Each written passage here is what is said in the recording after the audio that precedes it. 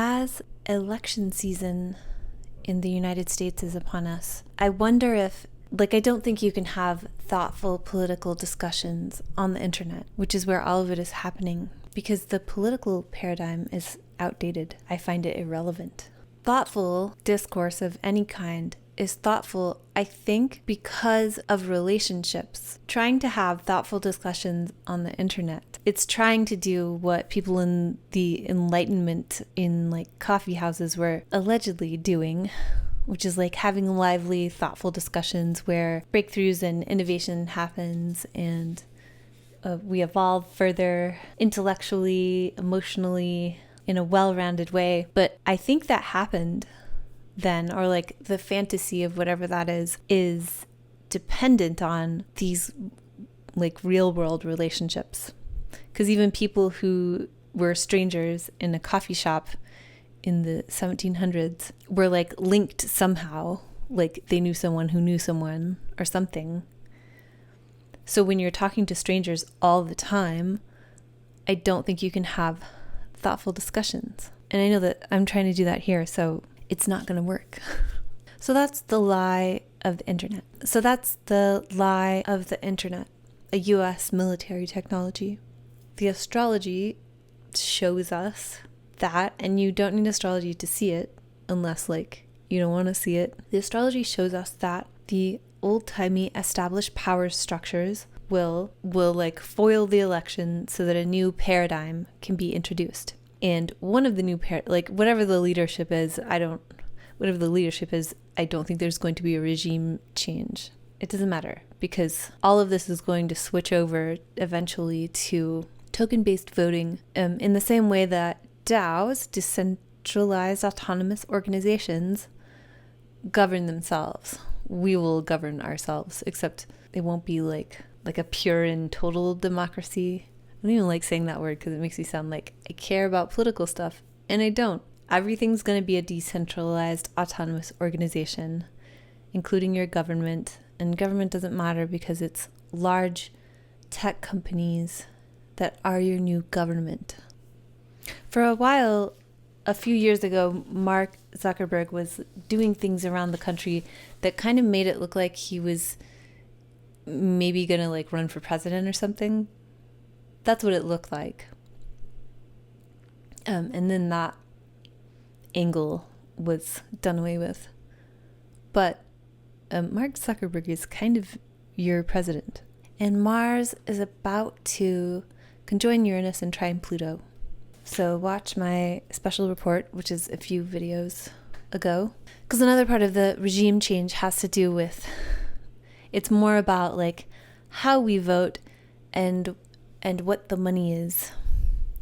And the way that we all become inured to what the new paradigm of money is probably going to be through some sort of stacks on stacks of security breach stories that cause all of the utilities to be moved over to a blockchain based system, which requires you to have a wallet identity solution that is on blockchain, so it's actually a permanent ledger of your transactions. Everybody's focused on election stuff or whatever the new thing is, the surprise violence that's coming, so nobody looks at digital control system that will ensnare some. It's not being talked about in an honest way, even by a US presidential candidate who's supposed to be all about it. Technology is a cardboard cutout. Tech is a cardboard cutout of spirituality. They're the same to me. Spiritual tools and practices are technologies. And what we refer to as technology and normally takes something that actually has a basis as a spiritual tool and mechanizes it with physical stuff and logic to reproduce the effect, often in a way that's more predictable. Microsoft's AI CEO has said that anything on the internet that does not have robots.txt, which is a text file you put in your website, which that makes it complicated for whatever user-generated content is. He says that stuff is freeware for AI training. And in the... hang on. There it is. Anyway, this picture of him that's cut off the caption says, "This is a freeware image from the Microsoft AI CEO's personal website that has been reproduced per the guidance of Microsoft AI CEO." So that's funny. But there's an interesting quote in the article that links back to what I was saying a minute ago. He says, "The economics of information are about to radically change because what are we?" Well, first of all, okay.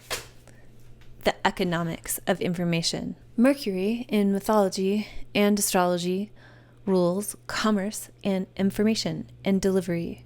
So conveyance of all kinds, exchanges. The term the economics of information is about to get dialed way up as money blends with signaling and data collection. In the metaverse, everything is a transaction. Your eyes track one way to look at something. You interact with a character. You interact with another player. All those things are transactions.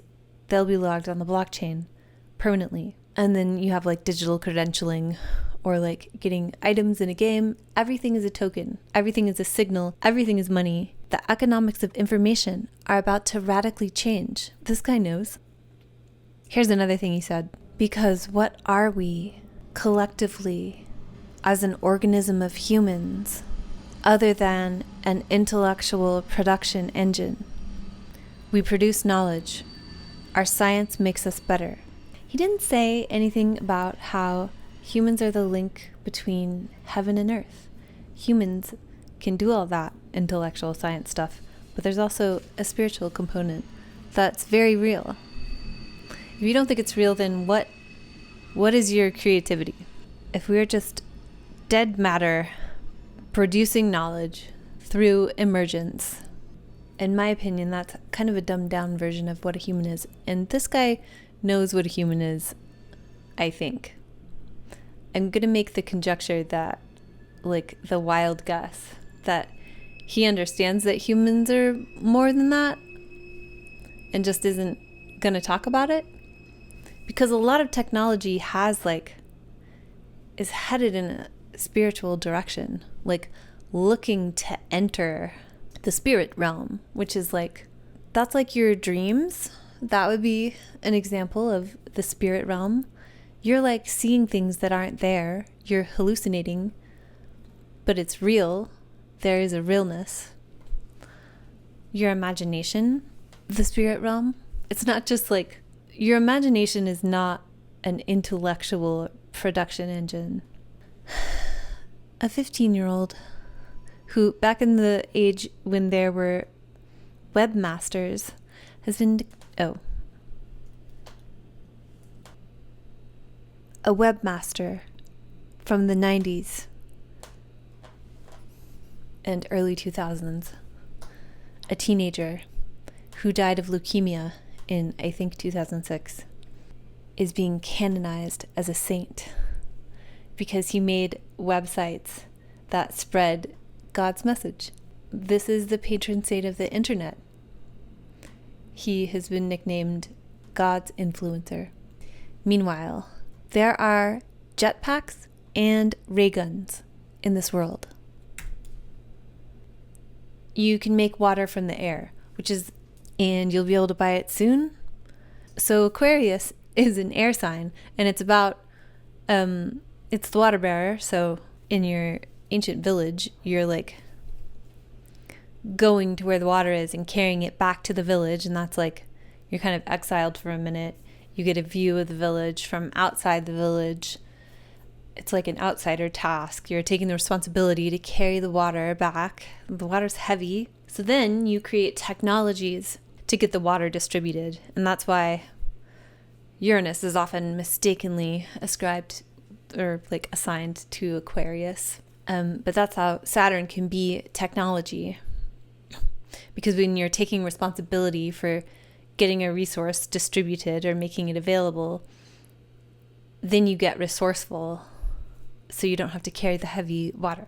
This is an amazing example of that. I don't know how to pronounce this, but I talked about this story a couple weeks ago. Your retina, it's retina scanning to tell what's going on with your body. It can diagnose many health problems. So, and often before symptoms become perceptible anywhere else. So it's interesting, and your daily retina scan will be logged on blockchain. When I get cynical about this, it doesn't mean that I don't think it's useful, because I do. I didn't include a picture of this on purpose because you can never unsee it. They created a robot face that is made of living skin cells. If you're not watching this, if you're not looking at the screen right now, again, don't look at the screen trying to find a picture, because there will not be one. But soft robotics is a thing, and like soft robotics merging with biohybrid computing, the future is very squishy and natural looking. Japan introduced a humanoid robot to repair train stuff. So this is a giant robot. So younger people want to be teachers, but the queen of the internet says that students are trusting teachers less and less. I have a theory that the rise of youth culture began somewhere around the 1920s, around the time public schools were becoming more prevalent. That's taking kids away from the family and having them be a part of a collective, be socialized, but that undermines the authority of parents. Not that like public school's totally bad, but let's just have a discussion about this. It's about how it has changed the fabric of society. And if you want to do like the procession thing, the like ages, like age of Aquarius, which you probably don't understand what that is, but I could do a whole video about that. But these things come on slowly and they fade away slowly. And so I think the like beginnings of the age of Aquarius were like when public schools started to become more prevalent. Anyway, so now that like distrust, it's more like youth culture becoming an organism on its own and moving away from any authority figure at all, which is interesting. So the teacher thing is like the next step of that. Like, in the 90s, it was like, oh, my parents, or even the 60s, my parents aren't cool. And now it's more and more difficult for teachers to establish authority with all the world's knowledge at everyone's fingertips. So this article is saying that teachers are going to have more and more trouble establishing authority. And it also says teachers will be more of a cheerleader than a like facilitator of you being an intellectual production engine.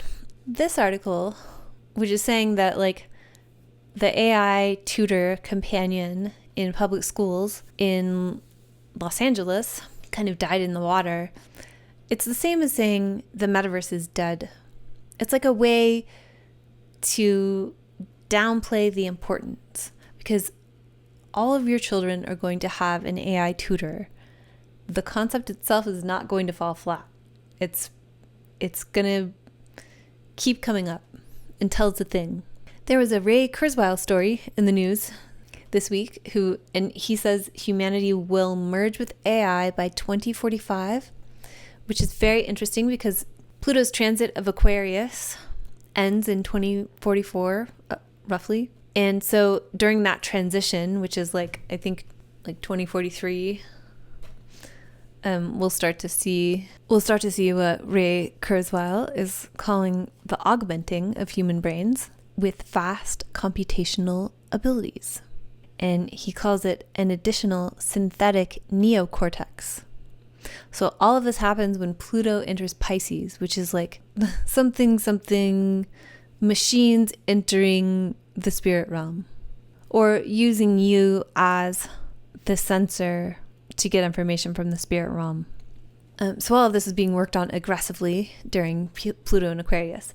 And one thing, like, so it's like there are two things going on. There's the technology to merge with AI, which Like there's AI now, and like if the technology to merge with it more seamlessly, we need to think about what the AI is going to be like by the end of Pluto's transit of Aquarius. Because something that like Pluto and Aquarius is leveraging, if we're talking about Pluto as like Pluto and Saturn sign as systems of power being corrupt, one thing you need in order to make AI more intelligent in a human way is to have it take advantage of the idea of emergence. And you can create emergent phenomenon through people.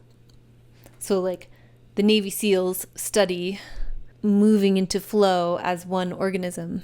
There was a movie that I really like called Pacific Rim that is these giant robots, and they're piloted by two people, and they have to get into a flow state, which they call drift in the movie. But something that social media is really good at is like creating mass little hive minds to like go do something.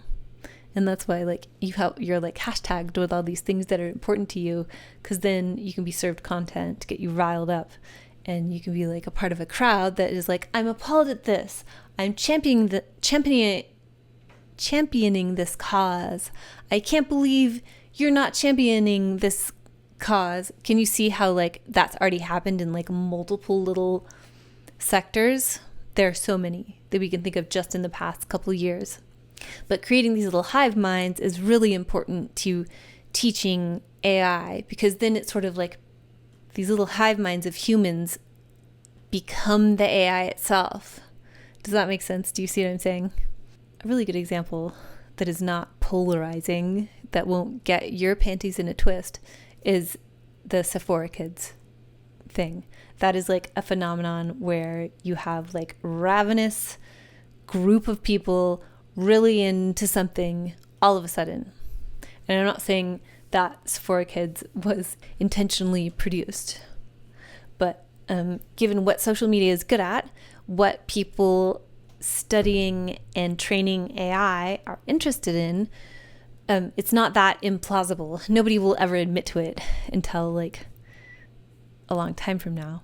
So the last frontier of like Pluto's domination is spirituality, which will be 2044 through 2066. After that, Pluto will move on to corrupt your own assertion of your individuality, which is 2066 to 2095. Anyway, this is Ray Kurzweil. It's a quote from an article from Playboy magazine from a while ago, like 2016 or something. So we'll have an additional neocortex, just like we developed an additional neocortex 2 million years ago. And we'll use it just as we used the frontal cortex to add additional levels of abstraction. We'll create more profound forms of communication than we're familiar with today, more profound music, and funnier jokes. We'll be funnier. We'll be sexier.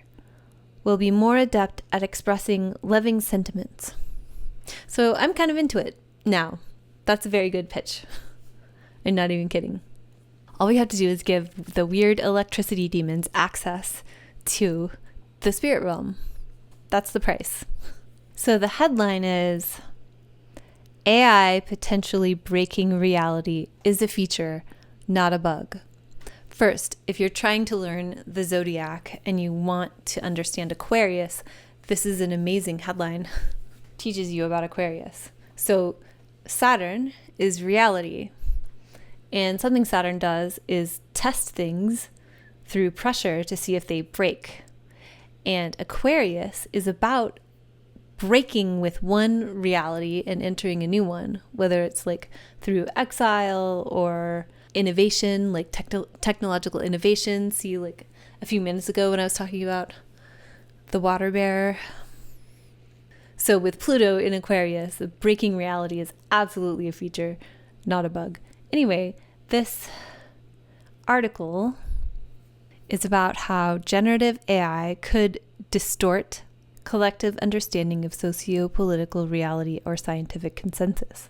The writers of this headline, not the writers of the paper, say that the writers of the paper are saying it's a feature, not a bug, because they say even though AI can do this stuff, it usually doesn't even violate the content guidelines or terms of service of these AI platforms. So basically, and this is my interpretation, it goes back to code is law. That's what's coming up. AI governance. Code is law. So you have your porn passport that I'll talk about in a minute, which becomes your EU digital ID, which I'll talk about in a minute. Every single thing you do is logged permanently. It's private until you get in trouble, like Rudy Giuliani, which I'll talk about in a minute. And then you have to expose it to people. Code is law. So this paper by Google basically says, I already told you what it says. Back to education. So there's a thing called illustrative mathematics. It's backed by Bill and Melinda Gates, the Chan Zuckerberg Initiative, and the William and Flora Hewlett Foundation. Is that might be wrong. Anyway, another like couple, big power couple philanthropic entity, and it's coming into New York City high schools as a requirement. And this is great because it looks great. I almost want to go through it to like understand math better. I looked around on the website, and the thing I just wanted to like, what's the catch? Or like, and they're really good about obfuscating whatever the catch is. But what I think the catch will be, like, I think this is good. It's good to like make math accessible. A good example of your government is not the government. Your government is the tech corporations. And the metaverse is your new economy. I guess I should change my refrain. Like, tech corporations are our new government. The metaverse is our new economy. The metaverse is social media. So this serves like Microsoft and Meta. It doesn't have to be all bad. Like, I'm here to just show you, like, obviously, you know, what is good about it is already out there. And we're all adults here, I think, so we can understand what's good about it. But let's look at what might be a little nefarious. So where I see the catch might be is in assessments. So that's like testing. They do use the word impact in their footer, which is like the link that talks about assessment. I just wonder what sort of feedback is going to whom, because that's the future of education. So if this is the future of education, this will do that. There will be like phoning home, and it might be involved with the bond markets that are created around impact finance. So I'm not criticizing illustrative math at all. It sounds cool. I'm drawing attention to this is a big deal because this is the future. All education is going to be along these lines, and then it's going to get weirder. But again, I'm not saying we should go back to the old ways. I don't know what we should do. I'm here to point out where things are headed, and maybe like what are some things to look out for that everybody talking about this isn't telling you about. Meanwhile, at Eton, they're taking away smartphones. So to maintain affluence, limit technology. This is to prepare your commoner children for jobs in STEM. The more affluent you are, the less technology you are required to interface with all the fucking time. The headline here is that France's universities are becoming hunting grounds for investors, and they're calling France's universities the new Harvard and Stanford for finding tech talent. And their secret sauce is humanities. So it turns out like the highest ranks of education is not all STEM. They're humanities, which I feel like are probably downplayed like normal people's schools. This is the thing I was talking about earlier. Spain has introduced a porn passport, like one that's just for porn. And they say in the article that it will eventually be merged with Europe's digital identity solution. So great, cool. It's to keep kids from watching porn, which I'm fully on board with. That's done something weird to how we relate to each other. Children, like kids, even like young teenagers, being able to access content like that. However, Instead of just having like a bouncer check your ID at the door and then like, good day to you, you must keep it in your wallet forever. It will be logged. It might not be that apparent, but like there will be a chain, there will be a token, there will be a signal, a stigmergic signal that you watched this porn on this day and 6 times this day, etc. And then that will go to the EU. This brings me to, so now you can see everything that Rudy Giuliani bought on Amazon because he filed for bankruptcy. So you can see how like anything that is labeled data sovereignty, it's all private. Like Rudy Giuliani didn't get hacked. His Amazon account is private unless you hack it, but that's not why you can see what he bought on Amazon. You can see what he bought on Amazon because of his bankruptcy situation. So that's what's coming, is like you own your data. So get comfortable logging everything, because like to do anything on the internet, you need a digital ID, because that's what Web3 is. It's like all requires a wallet, which is an ID, basically. Those are the same thing now. A crypto wallet is an ID. It's a digital ID. That's the whole point of crypto, is to inure you to that, not to be magical freedom money. And whatever, it's happening. Like, it's good in some ways. Data sovereignty. Your data is private, so be okay with every single thing you do in your whole life, which is all on the internet, because the internet is the only reality there is.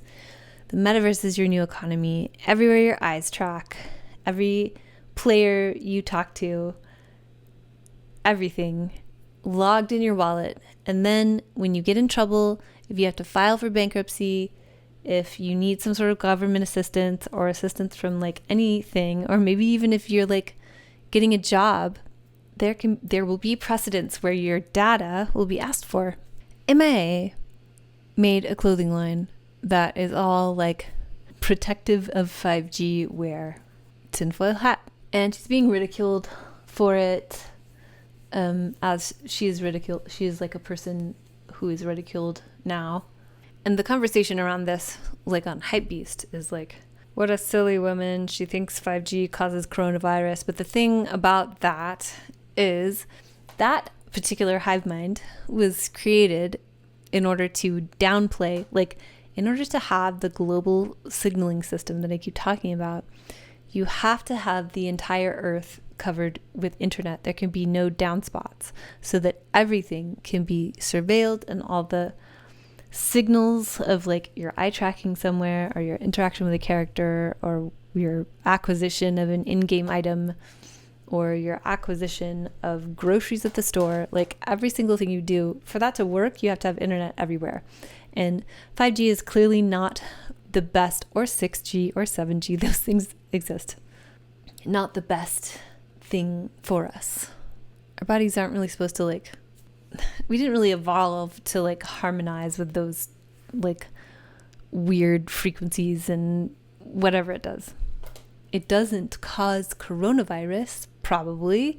And so what you do if you want to downplay the importance of something true is you ridicule it. And the 5G thing is it's very creative, because it's like you take, it isn't true that it causes coronavirus, but you use that as like, that idea is sort of like the poster child for like, oh, then it's not okay to say 5G isn't good for us. If you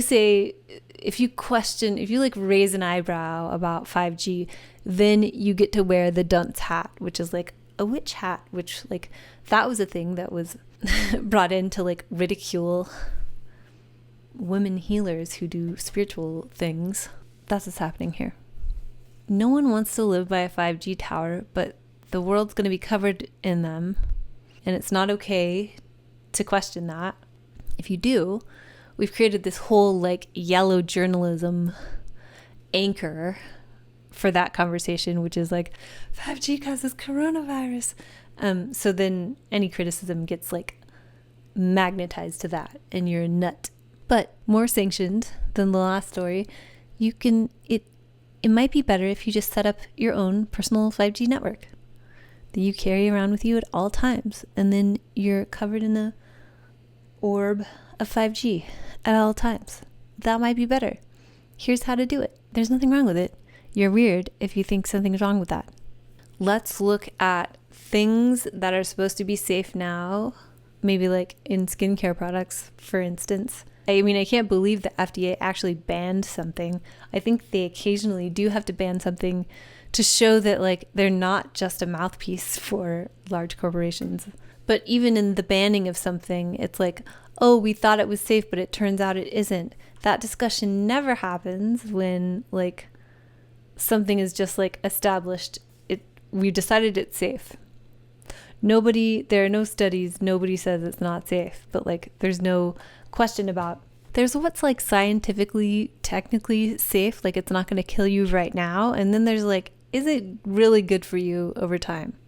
And like if we're treating it like a nutrient, like it's in a drink, as something we would put into our bodies to like nourish us, is that good? So again, I'm just bringing up the skincare argument. So it turns out the people who insist something is safe were wrong. So could the like 5G situation be ill-advised?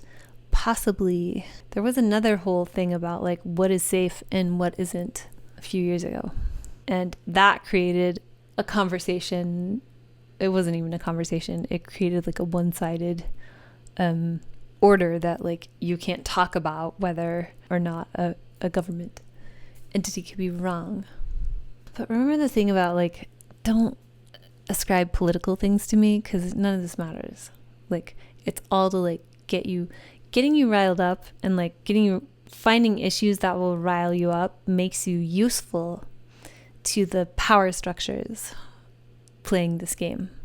Like it makes you useful to the big kids who are really playing the Game of Thrones. Here's another one. So we've been drinking out of plastic bottles forever, and it turns out that's not great.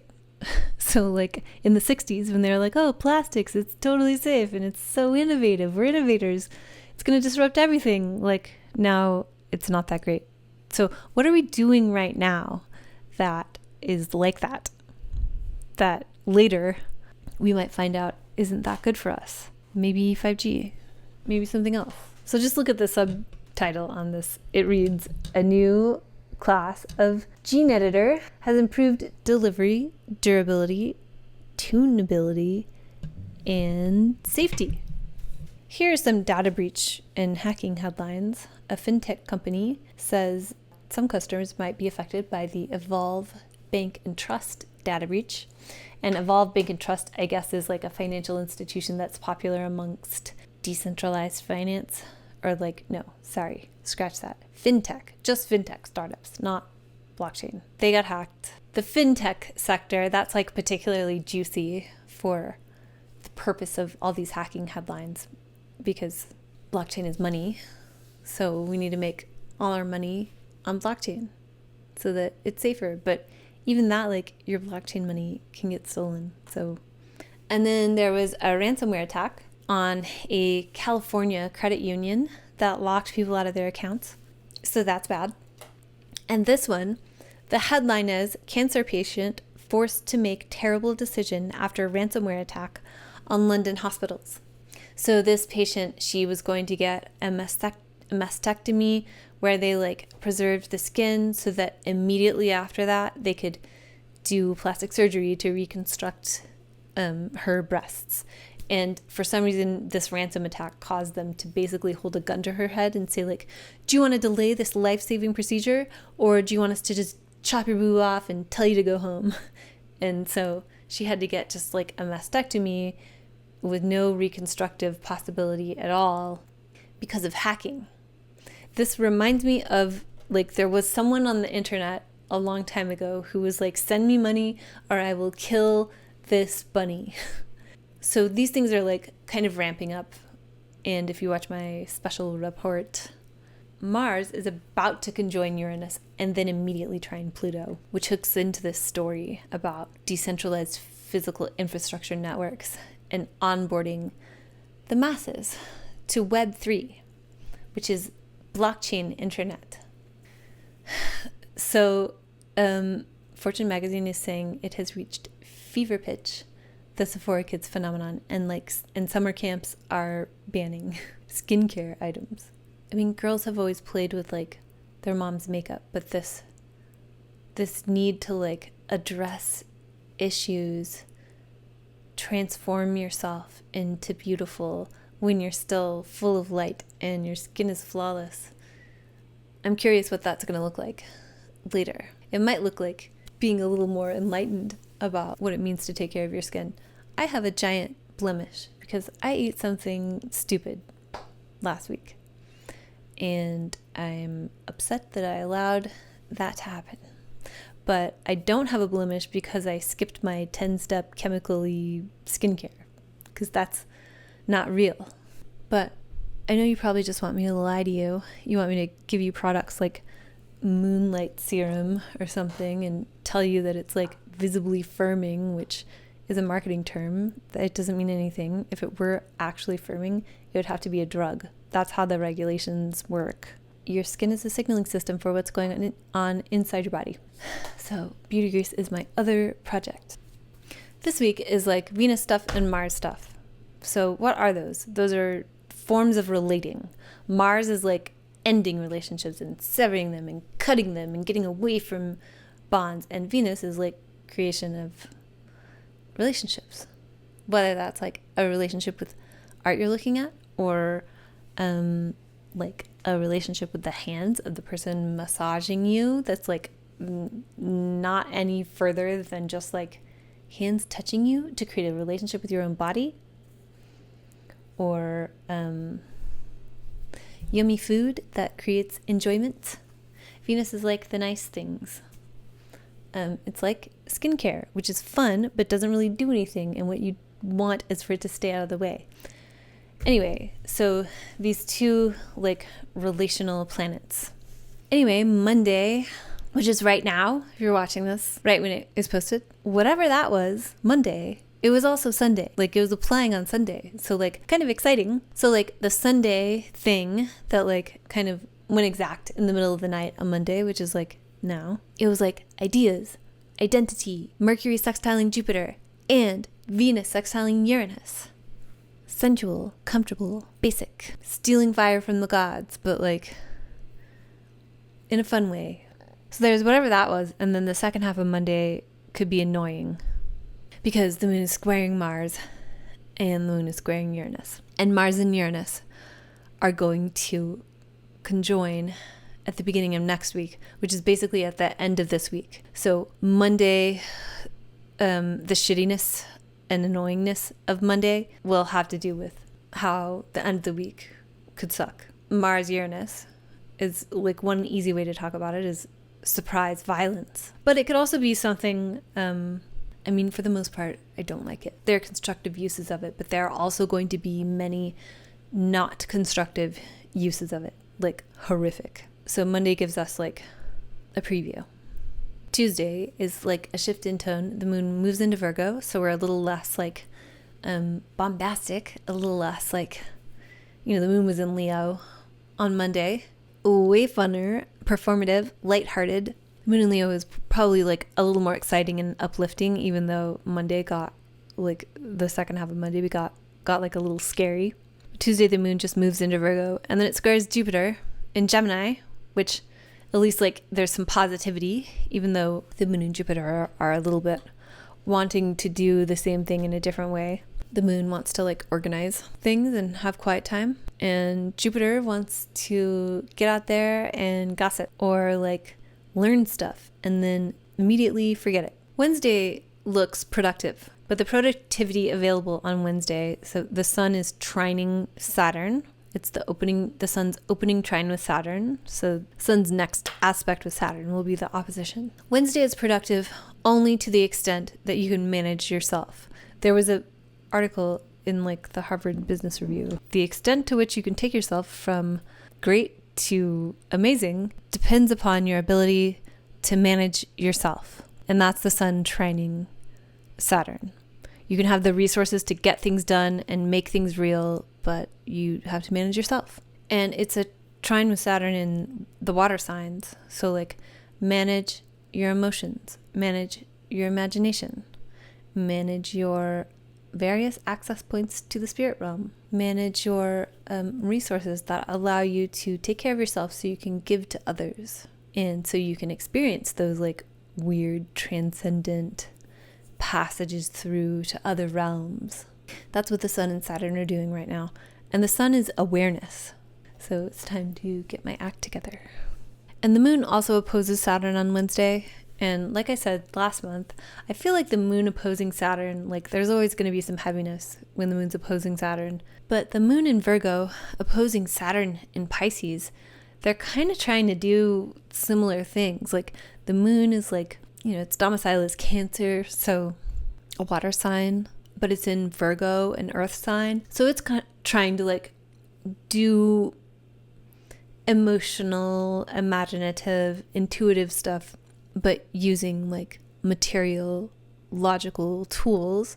And Saturn wants to be logical and material and like practical. Saturn wants to be practical, the moon wants to be practical, but Saturn is in this like intuitive, imaginative neighborhood right now. So finding the moon's opposition with Saturn lately to be useful rather than like as depressing as it could be, just because of the signs that they're in and the planets that they are. The moon is not a planet, it's a luminary. There's a lot going on Thursday. The moon trines Mars, so that happens early in the morning, so you could just add that to like Wednesday's productivity. Also in the morning, Venus trines Neptune, which sounds wonderful. That could also be appended to like take a break. Wednesday night, Venus in Cancer trining Neptune in Pisces is like a nice time to chill. Maybe chill Wednesday night. Or just understand that you're probably going to sleep in Wednesday morning or Thursday morning. We have a couple shifts in tone on Thursday. The first one is Venus enters Leo. So the last time Venus was in Leo, it was kind of a big deal. It was June 5th through October 8th. So it was an extra long time. This time, Venus will be in Leo, July 11th through August 4th. So look back to that time, June 5th through October 8th, or specifically July 22nd, 2023 through around like September 3rd or 4th. That was Venus retrograde. This will be like a review period for like, okay, what did we learn? And another shift that happens, so the moon trines Uranus and opposes Neptune. There's this like otherworldly, maybe it's like a little disorienting in the middle of Thursday. After Venus enters Leo, Venus like high fives Neptune and then enters Leo for like a way different vibe. But the moon is still like, has some business with Neptune. Anyway, then the moon moves into Libra in the evening. So very like a lot of Venus going on Thursday, like Venus themes and shifts. And then the moon sextiles Venus. The moon in Libra sextiles Venus in Leo. So we have like wanting accord and like the moon wanting to relate and Venus wanting the attention, or maybe like it's just like aware of the attention. And the moon also trines Pluto, which gives it like a subsonic base to everything. Everything has like a secret weight. It might be like imperceptible right now. But Venus in Cancer moving to Venus in Leo, Venus being comfortable versus Venus being comfortable with others being aware of Venus. When awareness is directed, awareness is the sun, the spotlight. Awareness is directed to Venus. Like Venus in Leo wants that, and also Venus in Leo can be doing it for the gram. For better or for worse. I know I'm gonna be. So this happens technically Friday morning, but I'm putting it into Thursday because Thursday night the moon sextiles Venus and then trines Pluto, and then Venus opposes Pluto. So that's like the end of the night Thursday. It could have sort of like a tension or a power struggle, or maybe just some sexy form of domination. But remember 2 years ago, there was a Venus retrograde that was kind of about that. Or not 2 years ago. Oh my God. 2021 3 years ago. It was winter of 2021, and there was like a very Venus Pluto Christmas / Venus retrograde. This is not the same because that was about old stuff. And this Venus opposite Pluto, that was a Venus conjunct Pluto about old stuff. And this is a Venus opposite Pluto about new stuff. So that's the difference. And then the rest of Friday is just a trine with Jupiter. So that's great and better. So like coming off of like Thursday, I hope you can like have some fun on Friday or take a break, some validation or something. It's the moon in Libra trining Jupiter in Gemini, and it's the moon with the South Node trining Jupiter in Gemini. So also like don't read into it. Don't get attached to anything. Don't get attached to any subject matter. Don't just like right now is right now. Live in the moment. Easier said than done. There's potential for something feeling like triumphant or just generally good instead of bad for the rest of the day on Friday.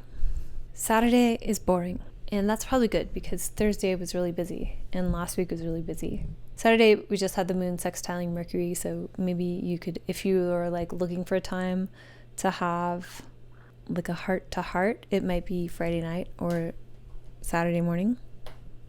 And the waxing moon comes into, it's like the second quarter moon. Energy is building, but that's about it for Saturday. And I don't love Sunday. Sunday morning, the moon moves into Scorpio, which is the worst place for the moon as far as zodiac signs go. And then the moon is squaring Pluto and squaring Venus. So although like the moon touching a benefic, like even squaring Venus, that could be nice, but Pluto makes it complicated. And Mars is about to conjoin Uranus. Like I said at the beginning, like the whole week has like, which I'll talk about in a minute, the whole week has this Mars-Uranus theme. Resist the urge to break shit, or like you're probably going to break shit. There's probably going to be surprise violence. Uranus can be liberating. Uranus doesn't have to be bad, but Mars is a malefic. So it's like surprise bad is like the computer printout fortune cookie version of interpreting Mars conjoining Uranus. Anyway, so Sunday, the moon is ruled by Mars, which is just about to conjoin Uranus. Mars conjoins Uranus in the morning on Monday, the 15th. So with the moon in Scorpio squaring Venus and squaring Pluto, they're all squaring each other. It's like the Spider-Man meme. Just like watch out for disagreements, because those could be a powder keg. And Mars applying to Uranus, which is technically Monday, like I'll touch on it Monday, but I'm putting it at the end of the week this week. It's like the grand finale on Sunday. This happens on the fixed star Algol, which is the worst fixed star in our sky, arguably. It symbolizes the severed head of Medusa. Many cultures have horrible connotations attached to it. And surprise violence on top of pretty death and destruction fixed star is yucky. And I don't like it. So, and I don't like these like moon's hard aspects with Pluto and Venus, while Venus is in hard aspect with Pluto. Just really, really watch out for disagreements. Be careful, maintain your awareness, your situational awareness at all times, because you have the power to make things way worse. If something that Pluto does, it can do is like blow things way out of proportion. So I really see like a disagreement energy on Sunday that could then burst into flames, like something spontaneous combustion, except it's Mars in detriment with Uranus. Like Mars in detriment, which is Mars in Taurus, is frustrated. So this is like Mars has been frustrated for the past 6 weeks or 5 weeks, and Mars can't take it anymore. Again, always a chance it could be liberating. I would prefer it to be something liberating, but any liberation you experience is likely to be the product of something not fun first. Thanks for watching. Remember, your camera is a Wi-Fi. What? Wait, what? Remember, your Wi-Fi is a camera that can see through walls.